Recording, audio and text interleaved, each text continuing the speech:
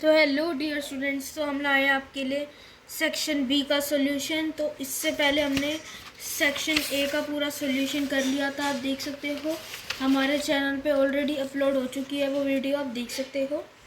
तो आपका सपोर्ट हमें नहीं दिख रहा है, जिस हिसाब से मैं आपके लिए बहुत कर रहा हूँ आपके लिए। तो आइए करते हैं अगले सेक्शन बी, तो चलता ही रहता है। तो आइए मैं सॉल्यूशन लिख के लाया हूँ, ज़्यादा लंबी वीडियो हम नहीं करने वाले। देखिए, तो हम कर रहे हैं सेक्शन बी हमारा पेपर का। तो अब हमारा जो क्वेश्चन है, which is a curved surface area of a cone. एक जो कर्व्ड सरफेस एरिया होता है, यानी कि कुछ हिस्से कर्व्ड सरफेस एरिया का, वो है 308 centimetre square and salient height हमें दे रखी है 14 centimetre. Find the radius of the base, यानी कि हमें सिंपली भाषा में रेडियस निकालना है, जिसके लिए हम लगाएंगे curved surface area of cone का फॉर्मूला। इससे पहले हम आगे बढ़े हैं तो मैं बता देता हूँ, कई बच्चों को फॉर्मूले ही याद नहीं रहते। देखो, तुम्हें इसके सारे फॉर्मूले आ जाने चाहिए। थोड़ा सा जूम कर लेते हैं।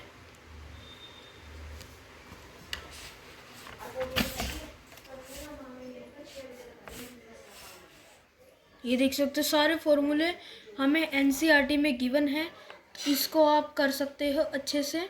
और इसी में से पेपर आता है, इससे ऊपर फॉर्मूले आपको नहीं दिए जाते। तो बढ़ते हम जल्दी से। तो इसी में रिलेटेड हमें CS से दे रखा है कौन का, वो है पाई आर एल।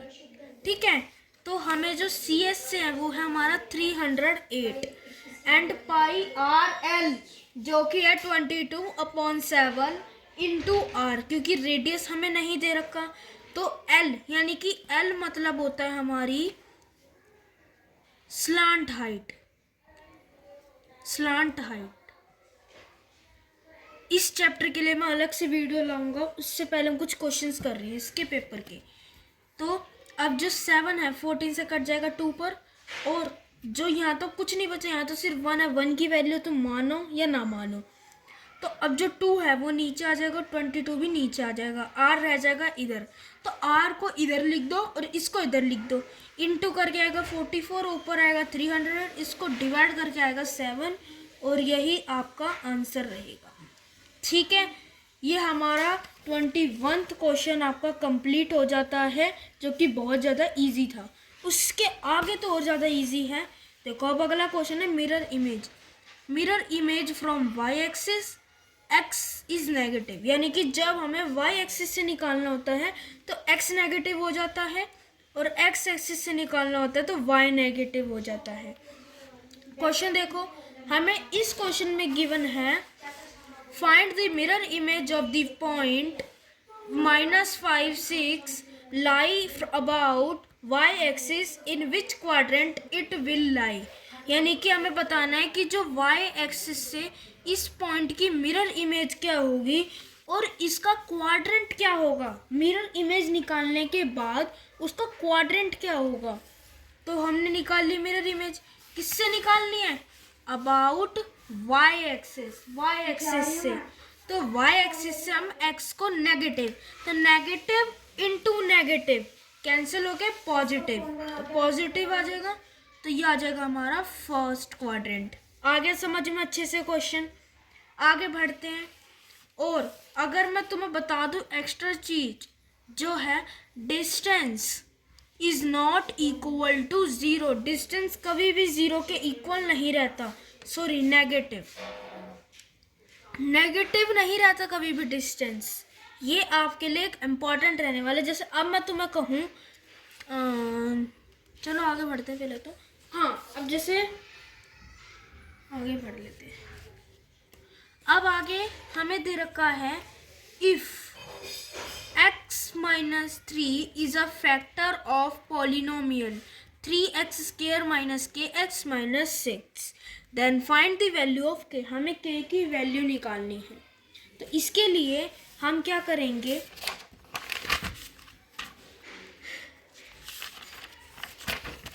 देखो ये रहा। अब पहले हमें इसमें क्या करना है, इस क्वेश्चन को मैंने सॉल्यूशन में नहीं लिखा, सॉरी बच्चों, कर लेता हूँ मैं। 23 क्वेश्चन। x माइनस 3 इसका फैक्टर है किसका, पी एक्स का, जो कि हमें गिवन है 3x² माइनस के x माइनस 6। तो अब x माइनस 3 को हम इक्वल रख देंगे 0 के, तो x की आ जाएगी वैल्यू 3।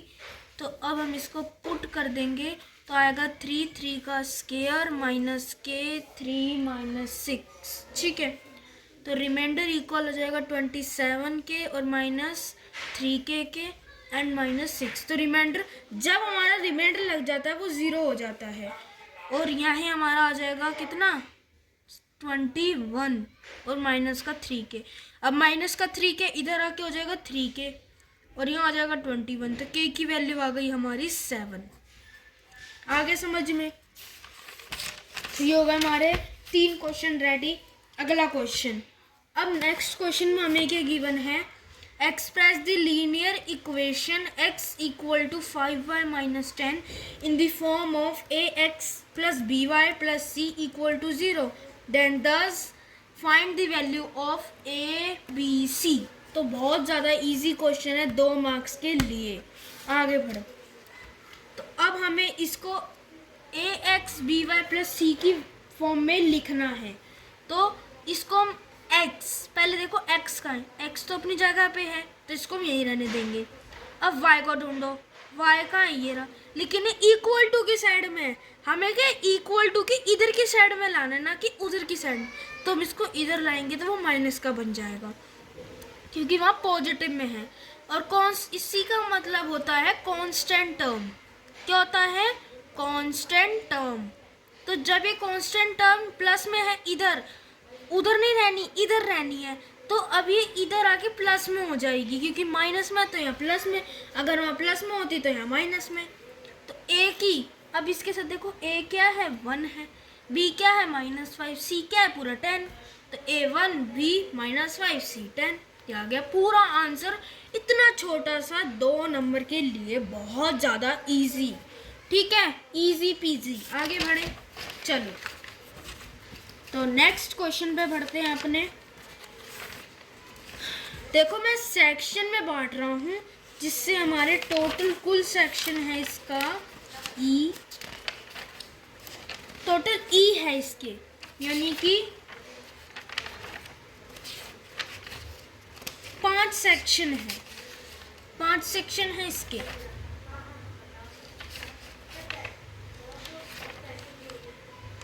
हाँ 5 सेक्शन है, तो ऑलरेडी अब हमारी 2 हो जाएगी, 3 मैं और लाता रहूँगा। ठीक है, दिवाली से पहले हमारा ये क्वेश्चन पेपर सॉल्व हो जाएगा, जिससे आपकी बहुत सारी जो एनसीईआरटी इम्पोर्टेंट है वो इसमें हो जाएगी, कवर हो जाएगी। आगे बढ़े, अब ये बहुत ज़्यादा इजी है कि फैक्टराइज करना है इसे। तो इस फैक्टराइजेशन के लिए हमें क्या करना है, पहले हमें इस वाले को इससे इनटू करना होता है। ठीक है, इनटू करने पे क्या आएगा, तुम्हें इधर लिख दो। ठीक है, लिख के फिर उसको इनटू करते रहो कि किस किस के, 1 के टेबल में आते 24 पे, 2 के टेबल में 12 पे, 3 के टेबल में 8 पे, 4 के टेबल में 6 पे। अब तुम क्या देखोगे, 5 के टेबल में तो आता नहीं, 6 के टेबल में आता है। तो जब 6 के टेबल में आओगे तो 6 4 जा रोटेट हो जाएगा, तो यही हमारा जो फैक्टर है वो ख़त्म हो जाएगा। ये इंडिकेट करते हैं कि हमारा जो है इसी में से आंसर आएगा। अब वो कैसे आएगा वो समझो, हमने लिख दिया ऐसे। अब तुम देखो कि ये साइन और ये वैल्यू बहुत ज़्यादा इम्पोर्टेंट रहती है क्वेश्चन में, क्योंकि ये साइन इंडिकेट करते हैं इनमें प्लस करके जो ये वैल्यू लिखी ये आनी चाहिए, नेगेटिव होता तो नेगेटिव माइनस करके ये आना चाहिए। ठीक है, यही होता है इस क्वेश्चन में। तो अब देखो 24 में से 1 प्लस करेंगे 25, तो 14 आ रहा है इधर, तो इन दोनों को प्लस करके तो 14 आ गया। तो यही है इसका फैक्टर। तो ये आप बॉक्स बना दो, ये फैक्टर है। तो 3x² प्लस ये आ जाएगा तुम्हारा 12x, ये 2x, ये 8 का 8। तो इसमें से कॉमन ले लो, 3x कॉमन आके बचेगा x + 4, इसमें से 2 कॉमन लेके x + 4, तो x + 4 एंड x + 4 दोनों कॉमन ये भी आ गए, और इन दोनों का लगा के आपका आ गया आंसर। आ गया समझ में बिल्कुल अच्छे से। चलो आगे बढ़ते हैं। 102 की क्यूब, 100 प्लस 2 की cube which is a plus B का whole cube, a cube plus B cube plus 3 square B plus 3ab square. तो 100 प्लस 2 की क्यूब, ये इंडिकेट करता है 100 क्या है a और 2 क्या है b।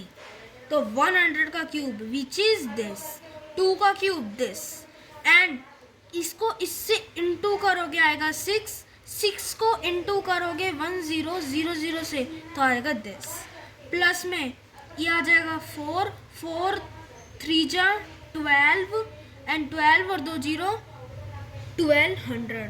तो इनको प्लस करके, ये देखो ध्यान से करना होता है कि अगर तुम माइंडली कैलकुलेशन करोगे तो बहुत ज़्यादा टाइम ही होगा कि तुम्हारा गलत चला जाएगा क्वेश्चन। तो प्लस करके देखो और तुम्हारा आंसर आ गया ये, ठीक है। तो ये था हमारा सेक्शन बी। तो हमारे साथ ही रहना और आपके सपोर्ट की बहुत ज़्यादा ज़रूरत है। तो अपना सपोर्ट हमारे साथ बनाए रखें और प्लीज़ लाइक एंड सब्सक्राइब कर दीजिए हमारे चैनल को ऐसे ही, और बेल आइकन को प्रेस कर देना जिससे आपके पास नोटिफिकेशन आती रहे। तो मिलते हैं नेक्स्ट वीडियो में जिसमें हम समझा देंगे आपको सेक्शन सी, और ये भी हम बहुत जल्द ही लाने वाले हैं। तो बने रहिए। तो आपका सपोर्ट तो देख ही नहीं रहा, तो प्लीज़ सपोर्ट कीजिए हमें, और आपके लिए ऐसे इम्पोर्टेंट सीरीज़ लाते रहेंगे। तो थैंक यू एवरीवन।